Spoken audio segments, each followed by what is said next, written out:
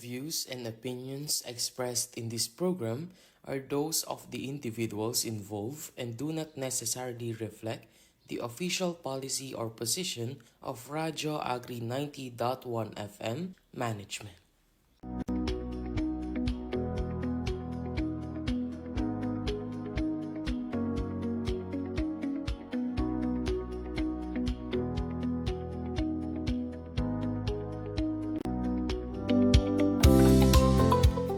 Magandang hapon po sa lahat ng ating mga listeners at syempre sa ating mga live viewers through Radio Agri 90.1 at DA Filmic Facebook page. Ako po si CJ. At ako naman si Akin. Kayo po ngayon ay nakatutok at nakikinig sa Coco Talk, usapang shared facilities for processing. Ito ang programa kung saan nating tatalakayin ng iba't ibang topics, impormasyon, balita at usapin patungkol sa Coconut Farmers and Industry Development Plan, Integrated Processing of Coconut and Downstream Products o Shared Facilities Component ng Department of Agriculture, Philippine Center for Post-Harvest Development and Mechanization. Dito lamang yan sa Radio Agri 90.1 FM Filmec, kasaganan para sa bayan. Bago tayo magsimula sa ating programa, batiin muna natin ng isang magandang hapon ang ating Director 4, Dr. Janicia G. Alvindia, ang ating Director 3, Sir Joel V. Dator, ang Head of the CTF FMOD, Dr. Andres M. Tuates Jr., ang Chief of the Applied Communication Division, Sir Elijah Z. Davalos, and to the rest of the Division Chiefs of Filmec, magandang hapon po.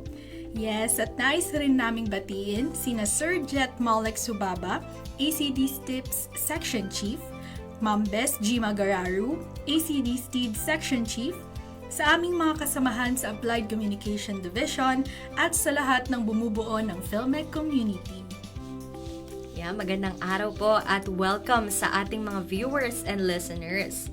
Sa ating nakaraang episode ay pinakilala nating muli ang Coco Talk bilang isang radio program na layong magbigay ng impormasyon sa ating mga tagapakinig tungkol sa Coconut Farmers and Industry Development Plan o ang CFIDP, partikular na ang Integrated Processing ng Coconut at Downstream Products o ang tinatawag na Shared Facilities for Processing or SFP. Tinalakay rin natin noong nakaraang episode ang mga dapat abangan dito sa ating programa. Kabilang na dyan ang pagbabahagi natin ng iba't ibang uri ng SFP, ang mga makinarya at equipment sa coconut processing, at ang magiging tungkulin nito at ng programa sa lokal na ekonomiya, paglikha ng trabaho, at supply chain sa Pilipinas. Kasama rin sa ating aabangan ang mga naging highlights at milestones ng Filmec sa pagpapatupad ng CFIDP Shared Facilities for Processing nitong nakaraang taon. Pati na rin ang mga targets ngayong 2026. Isa pa sa aabangan natin ay ang mga updates at revisions sa Memorandum Circular No. 84 na nag-adopt sa Coconut Farmers and Industry Development Plan 2024 to 2028. Yan po ay ilan lamang sa mga abangan natin dito sa ating programa sa mga paparating pang episodes. Kaya para naman po sa aming mga YouTube replays, maaari nyo nang mapanood muli ang mga nakaraang episodes ng aming programa. I-type lamang ang Radio Agri 90.1 FM sa YouTube at i-click ang like, share at subscribe, pati na rin ang notification bell para updated sa aming latest uploads. Pero bago po tayo magpatuloy sa ating programa, ay narito po muna ang ilang impormasyon at aktibidad tungkol sa CFIDP Shared Facilities for Processing Program. Sabay-sabay po nating panoorin at pakinggan ang Coco Balita.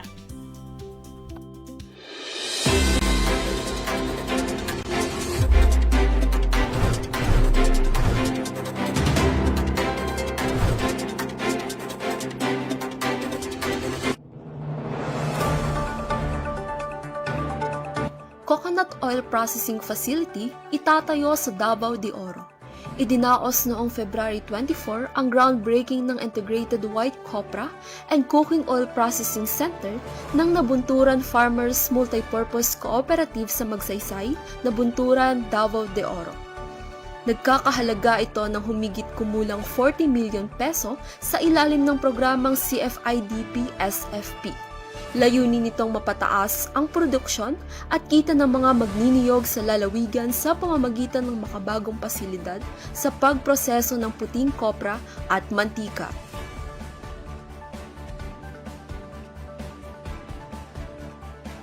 First quarter RIATC meeting ginanap sa Dingalan. Dumalong PhilMec sa first quarter Regional Interagency Technical Committee meeting kasamang iba pang CFIDP implementing agencies sa Region 3 na ginanap sa Dingalan, Aurora noong February 24. Layunin nitong mapresent ang 2026 plans and budgets ng bawat ahensya kabilang ang PCA priority target areas sa rehiyon. Kasabay nito, pinasinayaan ng Virgin Coconut Oil and Flour Processing Facility ng Ibona Small Coconut Farmers o MPC. Iprinesenta ng kinatawan ng PhilMec, CTF, FMOD ang mga pangunahing bahagi ng pasilidad at ipinaliwanag ang operational process flow nito.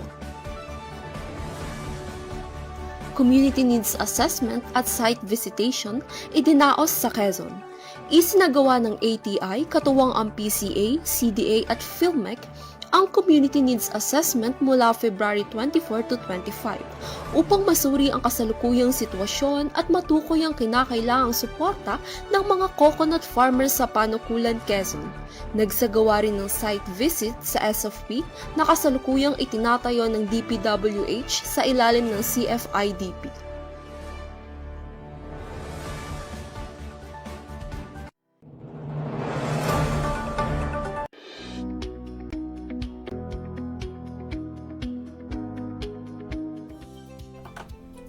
Natunghayan po ninyo ang Coco Balita para sa mga news at updates ng CFIDP Shared Facilities for Processing.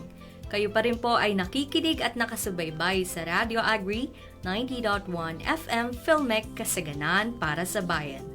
Kung meron po kayong mga katanungan, mag-text lamang o tumawag sa aming hotline na 0962-119-7445 o mag-message sa aming mga social media accounts at Radio Agri 90.1 PhilMec sa Facebook, X at Instagram o sa aming Facebook page at DA PhilMec.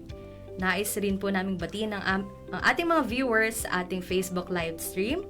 Kay Sir Bernard Penolioso watching from Tagkawayan, Quezon. Maraming salamat po sa pagtutok sa Coco Talk ngayong araw. Yes, at magandang hapon po.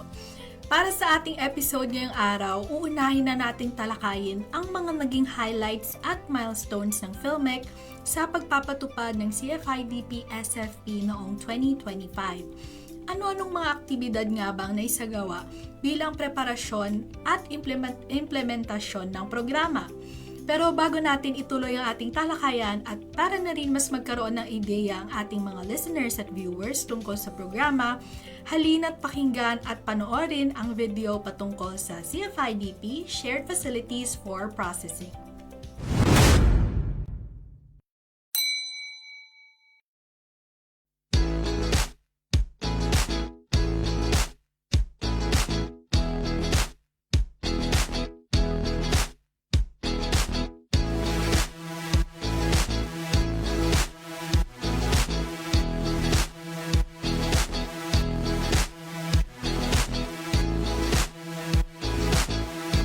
Isa sa mga pangunahing programa na ipapatupad sa ilalim ng Coconut Farmers and Industry Development Plan ay ang pagtatayo ng mga pasilidad na tatawaging Shared Processing Facilities para sa pinagsama-samang pagproseso ng mga produkto mula sa niyog.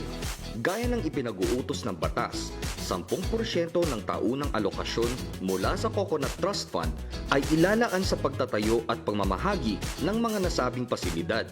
Hangarin ng programang ito na pataasin ang halaga ng niyog sa lokal at international na pamilihan. Ang Philippine Center for Post-Harvest Development and Mechanization o PhilMec kasama ang buong pamunuan ng PCA ang siyang mangunguna sa pagpapatupad ng mga aktibidad ng programang ito. Katulong ang pakikipag-ugnayan sa iba pang mga ahensya ng pamahalaan tulad ng DPWH, DTI, CDA, ATI, TESDA, BAI, NDA, HBCDP, DBP o LDP at DOST. Ang mga ahensyang ito ang maghahanda ng mga kani-kanilang work and financial plan sa bawat taon ng implementasyon ng programa. Gayon din ang pangangasiwa sa pagkuha at pag-install ng mga kaukulang makinarya at kagamitan. Higit sa lahat, tungkulin ng pamahalaan na maayos ang paggamit ng pondo at maghanda at magsumite ng mga kaukulang ulat ayon sa pagpapatupad ng iba't ibang mga proyekto. Ang shared processing facilities ay inaasahang magbubukas ng mga negosyong nakabase sa bawat komunidad na nilapatan ng mga praktikal na solusyon sa sistema ng pagproseso tungo sa pagpapaunlad ng lokal na industriya ng niyog. Bukod pa riyan, kasama rin sa programang ito ang pagproseso ng mga sari-saring produktong pang-agrikultura tulad ng kape, kakao at mga alagang hayop. Ang mga pasilidad ay magkakaroon ng angkop at dekalidad na mga makina at kagamitan batay sa panukala o kagustuhan ng mga benepisyaryo nito. Ang nasabing facility ay binubuo ng gusali, kagamitan at makinarya sa pagproseso, mga pasilidad sa imbakan, sasakyang panghakot at pangtransportasyon, kagamitan sa pag-aani ng niyog, mga pangunahing instrumento sa pagsubok at iba pang pantulong na kagamitan para sa pagproseso. Ilan sa mga halimbawa ng itatatag ng mga processing facilities ay mga sumusunod: Integrated White Copra Centrals, Copra Buying Stations, Integrated Coconut Processing Centers, Cocoa Sap-based Processing Facilities, Cocoa Coir Processing, Coconut Shell Charcoal Granulating Plant, Cocoa Food Center, Integrated Processing Facilities for Buko, Cacao and Coffee Processing Centers, Dairy Milk and Livestock-based Processing Centers at Farm Service Crews. Sa pangkalahatan, layunin ng programa ang makapag-ambag sa pagtaas ng kita ng mga magsasaka sa pamamagitan ng pagproseso at pagdaragdag ng halaga sa kanilang produkto. Bilang inisyal na panimula sa unang taon ng programang ito, 500 million pesos ang inilalaan upang tustusan ang paglalagay ng mga angkop na makinarya at iba pang mga pangunahing kagamitan na kinakailangan para maitatag ang mga pasilidad. Ang mga target na grupo ng proponent at benepisyaryo ng programa ay ang mga kooperatiba ng magniniyog, o kung wala ito, maaari din ang mga lokal na pamahalaan ng mga natukoy na bayan na may malawak na produksyon ng niyog. Gayunpaman, ang mga LGUs na ito ay dapat lumikha ng mga lokal na konseho ng maliliit na magsasaka upang mapagkalooban ng mga mekanismo para sa konsultasyon at aktibong pakikilahok.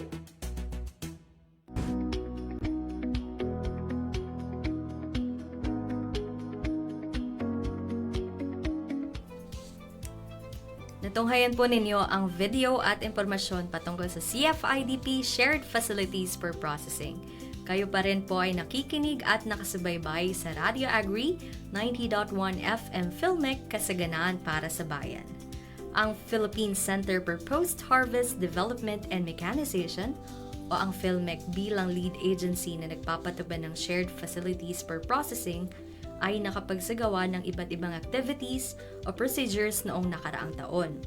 Pero bago tayo magtungo rito, ay banggitin muna natin ang naging financial at physical accomplishments ng ahensya para sa 2025. Para sa financial accomplishments for 2025, ang Filmec ay may allocation na 800 million pesos batay sa Certificate of Availability of Fund or CAF, kung saan ang naging actual allocation ay 500 million pesos ayon sa Notice of Cash Allocation or NCA. Mula rito, ang naging obligated amount ay 587.27 million pesos na katumbas ng 73.41% ng kabuang halaga. Sa kabilang banda, ang naging disbursed amount ay 98.28 million pesos na katumbas ng 12.38% ng kabuuan. Para naman sa status of fund obligation, disbursement, and utilization as of noong September 30, 2025, iniulat ng Filmec na umabot sa 81.2% ang kanilang obligation rate na siyang ikalawang pinakamataas sa mga ahensyang nagpapatupad ng CFIDP. Inanunsyo ito sa ginanap na ikatlong CFIDP National Interagency Technical Committee o NIATC meeting noong November 7 sa PCA compound sa Quezon City. Para naman sa physical accomplishments, naitala ang kabuuang 44 na actual SFP accomplishments sa buong bansa, kabilang ng mga pasilidad na formal nang na-award sa mga benepisyaryo.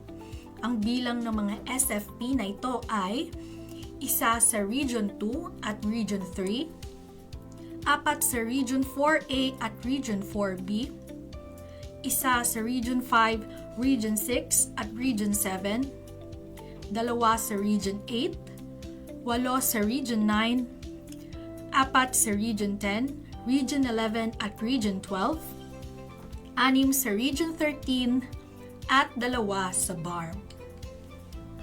At iyan ang summary ng financial at physical accomplishments ng ahensya sa pagpapatupad ng Coconut Farmers and Industry Development Plan, Integrated Processing of Coconut and Downstream Products o Shared Facilities para sa taong 2025. Mahalagang tignan ang accomplishments na ito dahil dito natin makikita kung paano nagagamit ang pondo ng pamahalaan at kung paano ito nagiging konkretong proyekto para sa ating mga coconut farmers. Patunay ito na patunay ang mga ito na tuloy-tuloy na suporta ng PhilMec sa pag-unlad ng industriya ng niyog at sa kabuhayan ng ating mga magniniyog. Yes, tama ka dyan, CJ. At maliban sa accomplishments na nabanggit, nagkaroon din ng mga activities sa preparasyon at implementasyon ng programa noong 2025. Una na rito ay ang mga isinagawang pre-assessment at benchmarking activities ng ahensya bilang isa sa mga prioridad upang matiyak ang maayos na pagkilala at pagpili ng mga potensyal na benepisyaryo ng programa. Kabilang sa mga aktibidad na ito ang profiling o pagkolekta ng impormasyon ng mga coconut farmers cooperatives upang masuri ang kanilang kasalukuyang kakayahan, pangangailangan at kahandaan sa pagpapatupad ng mga proyekto. Sa pamamagitan ng masusing pagsusuri sa kanilang kalagayan, matitiyak ang mas episyente at angkop na paglalaan ng mga resources alinsunod sa mga layunin ng programa. Mula January hanggang December 2025, nakapagsagawa ang PhilMec ng kabuuang 44 pre-assessment at benchmarking activities. Yes, at samantala, isinagawa naman ang monitoring, evaluation, and assessment upang matiyak ang maagap o timely submission ng mga kinakailangang dokumento para sa construction ng mga pasilidad. Nakatuon ang mga aktibidad na ito sa monitoring ng key documents tulad ng land titles at sketch plans upang maiwasan ang delay sa submission nito sa Department of Public Works and Highways o DPWH. Kabilang din dito ang mga routine monitoring visits sa mga napiling coconut farmers cooperatives upang masuri ang kanilang operational progress at ang kanilang pagsunod sa mga itinakdang pamantayan o benchmarks. Kasama rin sa mga gawain ito ang pagsubaybay sa delivery ng mga makina at kagamitan na gagamitin sa mga pasilidad. Sa kabuuan, nakapagsagawa ng 7 monitoring, evaluation and assessment activities sa pagtatapos ng taon. Kabilang dito ang training needs assessment na isinagawa sa 4 na coconut farmers cooperatives sa Region 13, isinagawa rin ng management and monitoring of shared facilities sa 3 coconut farmers cooperatives sa Region 4A. Samantala, nagkaroon din ng monitoring ng delivery ng mga makinarya at kagamitan sa dalawang kooperatiba sa Region 5. Noong taong 2025, nagsagawa ang PhilMec ng ilang groundbreaking ceremonies para sa pagtatag ng mga Shared Facilities for Processing or SFP sa mga lalawigan ng Quezon at Aurora. Ang mga aktibidad na ito ay nagsilbing opisyal na hudyat ng pagsisimula ng construction ng mga pasilidad na layuning magbigay ng karagdagang suporta at oportunidad sa mga coconut farmers sa mga nasabing lugar. Noong August 1, 2025, ginanap ang groundbreaking ceremony para sa Virgin Coconut Oil or VCO processing facility sa Dingalan, Aurora. Ang pasilidad na ito ay tinatayo para sa Ibona Small Coconut Farmers Multipurpose Cooperative. Samantala, sinundan ito ng isa pang groundbreaking ceremony noong August 28, 2025 para sa itatayong White Copra Cooking Oil Processing Center sa Panukulan, Quezon. Inaasahang makatutulong sa pagpapalakas ng kanilang produksyon at sa pagdaragdag ng halaga o value adding sa kanilang mga produktong niyog ang mga pasilidad na ito. Mula January hanggang December 2025, nagsagawa naman ng PhilMec ng mga inspection activities upang tiyakin na ang sukat at pagkakagawa ng mga gusali para sa Shared Facilities for Processing or SFPs ay naayon sa mga aprobadong construction drawings. Mahalaga ang mga inspeksyong ito upang masiguro na ang mga kagamitang ilalagay sa pasilidad ay akmang-akma sa mga itinakdang espasyo. Kasama rin sa proseso ang masusing pagsusuri upang matiyak na maayos na gagana ang mga kagamitan at handa ng mga ito para sa operation. Sa pamamagitan nito, naiwasan ng team ang mga posibleng problema na maaaring dulot ng kakulangan sa maayos na pagpaplano o mga pagkakamali sa pag-install. Nakapagsagawa ang PhilMec ng 36 na post-qualification, installation, testing at inspection activities at 51 on-site inspections upang subaybayan ang progress ng construction ng mga gusali at tiyaking sumusunod ito sa mga aprobadong plano. Nakatulong ang mga pagbisitang ito upang agad na matukoy at maresolba ang mga issue kaugnay ng construction schedules at kalidad ng paggawa.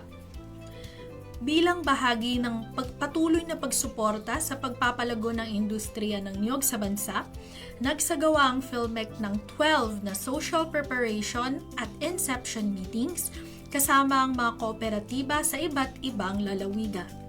Layunin ng mga pagpupulong na ito na higit pang mapalakas ang ugnayan, koordinasyon at pakikipagtulungan ng mga benepisyaryo ng programa upang matiyak ang maayos at matagumpay na pagpapatupad ng mga proyekto.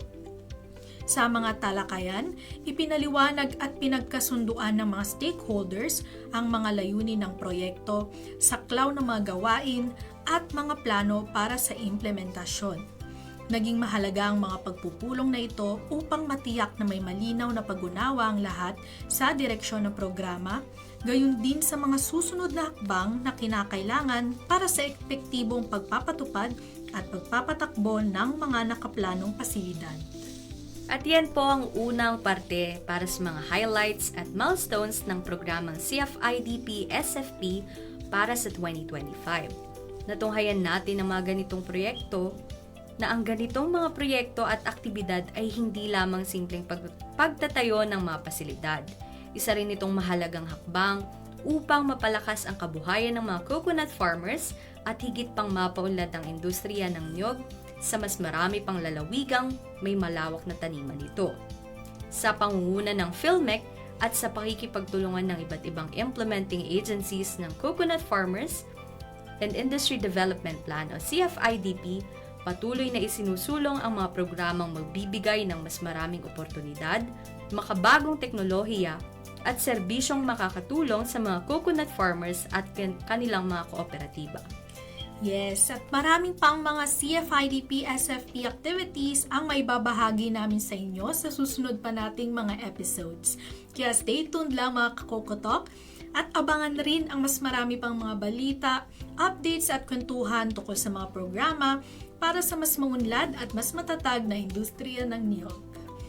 At para naman po sa ating mga tagapakinig at tagapanood na interesadong maging bahagi ng programang CFIDP Shared Facilities for Processing ng DA PhilMec, narito po ang listahan ng mga kinakailangang dokumentaryo upang maging benepisyaryo ng SFP.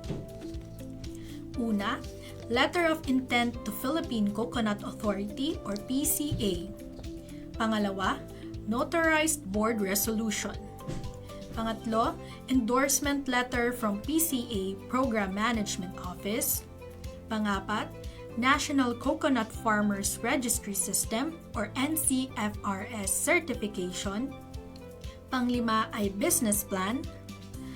Pang-anim ay Externally Audited Financial Statement for 2 years. Pang-7 naman ay ang Certificate of Registration from Cooperative Development Authority or CDA. Pang-8 ay ang Certificate of Compliance. At pang-9 naman ay ang List of Members with minimum of 100 members and at least 51% are coconut farmers. At ang pang-10 ay ang lot na kailangan merong proof of ownership kung ito ay cooperative property at use of rock agreement naman kung ito ay government property with minimum of 30 years. At pang-11, authenticated articles of cooperation and bylaws. And ang last ay ang existing organizational structure. Yes, at yan po ang mga CFIDP, SFP criteria for eligibility. Muli, maraming salamat po sa ating mga listeners and viewers na sinamahan tayo ngayong hapon. Kayo pa rin ay nakikinig at nakasubaybay sa Radio Agri 90.1 FM Filmneck, kasaganan para sa bayan. Kung meron po kayong mga katanungan, mag-text lamang o tumawag sa aming hotline na 0962-119-7445 o mag-message sa aming mga social media accounts at Radio Agri 90.1 Filmneck sa Facebook, X at Instagram o sa aming Facebook page at DA Filmneck. Muli, ako po si Akin at kayo'y tumutok sa Coco Talk, usapang shared facilities for processing. Ako naman po si CJ at ito po ang programa kung saan ating tatalakayin ng iba't ibang topics, impormasyon, balita at usapin patungkol sa coconut farmers and industry development plan, integrated processing of coconut and downstream products, o shared facilities component ng Department of Agriculture, Philippine Center for Post-Harvest Development and Mechanization. Dito lamang yan sa Radio Agri 90.1 FM Filmneck, kasaganan para sa bayan.